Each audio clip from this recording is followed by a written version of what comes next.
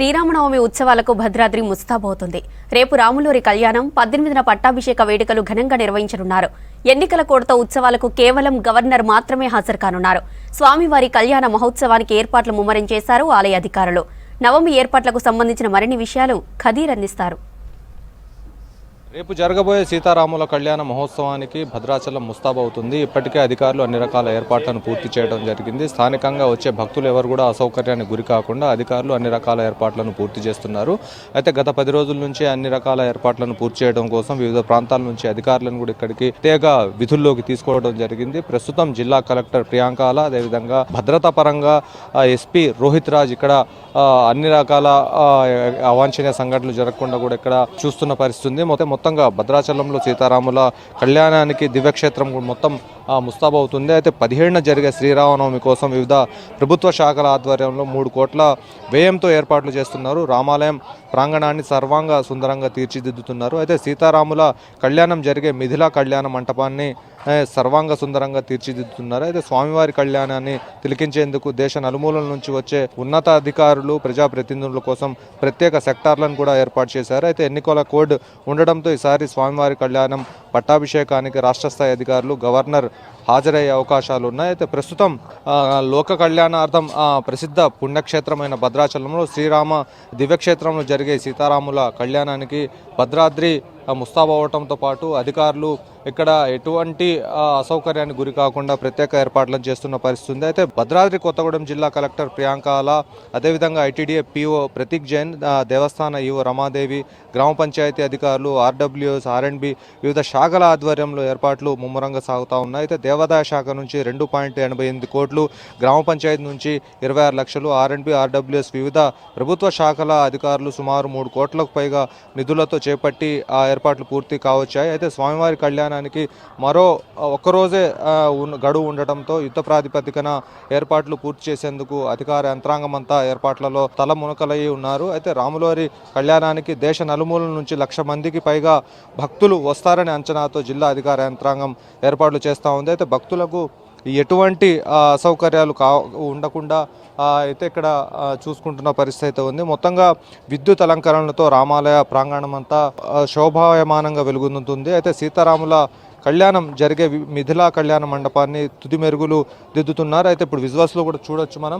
అయితే కళ్యాణం వీక్షించేందుకు కళ్యాణ మండపంలో అధికారులు, ప్రజాప్రతినిధులు, భక్తులకు ప్రత్యేక సెక్టార్లను డివైడ్ చేశారు. ఒక్కొక్క సెక్టార్కి 7,500, 5,000 రూపాయలు ఇలా వివిధ రకాల టికెట్లను కూడా ఇక్కడ విక్రయిస్తున్న పరిస్థితి ఉంది. అయితే సెక్టార్లలో తాగునీరు, మజ్జిగ వంటి వాటిని కూడా ఏర్పాటు చేస్తున్నారు. అయితే స్వామివారి కళ్యాణం అనంతరం భక్తులకు స్వామివారి ముత్యాల తలంబ్రాలు, లడ్డు ప్రసాదం అందించేందుకు ప్రత్యేక కౌంటర్లను ఏర్పాటు చేస్తున్నారు. అయితే దూర ప్రాంతాల నుంచి వచ్చే భక్తుల కోసం తాత్కాలిక వసతి కల్పించేందుకు షామియానాలను ఏర్పాటు చేస్తూ ఉన్నారు. అయితే ప్రస్తుతం వాహనాల పార్కింగ్ కోసం 8 చోట్ల పార్కింగ్ స్థలాలను ఏర్పాటు చేశారు. 256 మరుగుదొడ్లను 14 చోట్ల ఏర్పాటు చేయడం జరిగింది. పారిశుద్ధ్య సమస్య తలెత్తకుండా భద్రాచలం పట్టణాన్ని 15 జోన్లుగా విభజించారు. 300 మంది సిబ్బందితో పట్టణాన్ని సర్వాంగ సుందరంగా తీర్చిదిద్దుతున్న పరిస్థితి. అయితే సీతారాముల కళ్యాణానికి వచ్చే భక్తులకు అందించేందుకు దేవస్థానం అధికారులు 250 క్వింటాలతో 2.5 లక్షల